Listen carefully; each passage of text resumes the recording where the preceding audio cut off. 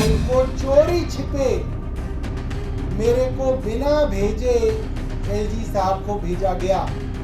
ये चोरी क्यों की जा रही है? ये पर्दे के पीछे क्या छिपाया जा रहा है? परसों मैंने एलजी साहब को पत्र लिखा, नियमों के विरुद्ध चीफ सेक्रेटरी नरेश कुमार ने ये फाइल एलजी साहब को भेजी है, ये फाइल लौटाई जाए। एलजी साहब ने नहीं लौटाई। मैंने दोबारा मुख्य सचिव को पत्र लिख के पूछा कि किन कानूनों के अंदर आपको ये शक्ति मिली कि आप चुनी हुई सरकार को बाईपास करके एलजी को सीधी फाइल भेज सकते हैं? मुख्य सचिव नहीं बता पा रहे, नहीं समझा पा रहे, नहीं एक्सप्लेन कर पा रहे कि किस तरह से उन्होंने चुनी हुई सरकार को बाईपास किया। जो प्रिसाइडिंग ऑफिसर की फाइल यूडी मिनिस्टर यानी कि चुनी हुई सरकार के मंत्री यानी कि मेरे पास आनी चाहिए थी, मेरे माध्यम से मुख्यमंत्री कार्यालय और वहां से फिर एलजी साहब को जानी थी, उस फाइल को चोरी छिपे मेरे को बिना भेजे एलजी साहब को भेजा गया। यह चोरी क्यों की जा रही है? ये पर्दे के पीछे क्या छिपाया जा रहा है? परसों मैंने एलजी साहब को पत्र लिखा, नियमों के विरुद्ध चीफ सेक्रेटरी नरेश कुमार ने ये फाइल एलजी साहब को भेजी है, ये फाइल लौटाई जाए। एलजी साहब ने नहीं लौटाई।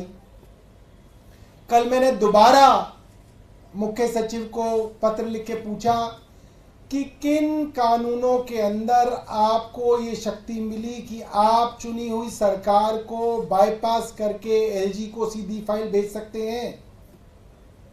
उसकी कॉपी मैंने एलजी साहब को भेजी। उसका जवाब भी मुख्य सचिव ने यह कहा कि अब ये मामला हमने एलजी साहब को भेज दिया है, तो वो इसके ऊपर निर्णय लेंगे। यानी कि कोई ऐसा नियम मुख्य सचिव नहीं बता पा रहे, नहीं समझा पा रहे, नहीं एक्सप्लेन कर पा रहे कि किस तरह से उन्होंने चुनी हुई सरकार को बाईपास किया। आज 25 मार्च को 25 अप्रैल में हम बैठे हैं, 3:05 हो चुके हैं। कल सुबह 9 बजे चुनाव है मेयर का। अभी तक कोई प्रिसाइडिंग ऑफिसर की फाइल हमारे पास नहीं आई है। सुना है एलजी साहब केरला भ्रमण पे गए हुए हैं और मैंने एक अखबार में पढ़ा कि वो जगह जगह जो वहां पे चर्च हैं उनके पादरियों के साथ मीटिंग कर रहे हैं। मैंने ये पढ़ा। मुझे नहीं मालूम कि केरला में वो क्या कर रहे हैं, मगर यहां केरला से ज़रूरी काम दिल्ली में रुके हुए हैं और यहां पे प्रिसाइडिंग ऑफिसर अभी तक नियुक्त नहीं हुआ है।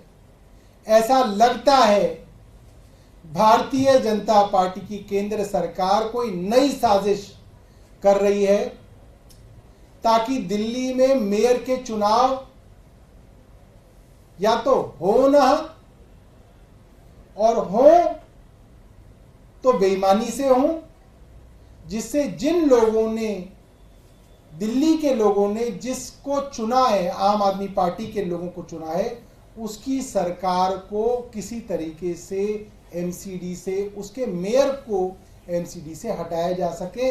इस तरीके की साजिश होने का अंदेशा हमें लग रहा है।